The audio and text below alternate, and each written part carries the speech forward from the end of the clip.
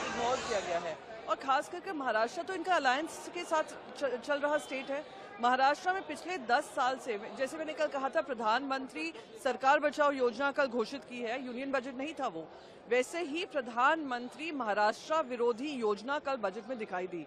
जब महाराष्ट्र 10 साल से, जब से Bharatiya Janata party highest tax paying state है, हर 1 रुपया जो जाता है केंद्र के पास, उससे हमें सिर्फ वापस 3 पैसे से लेकर 8 पैसे तक मिलते हैं।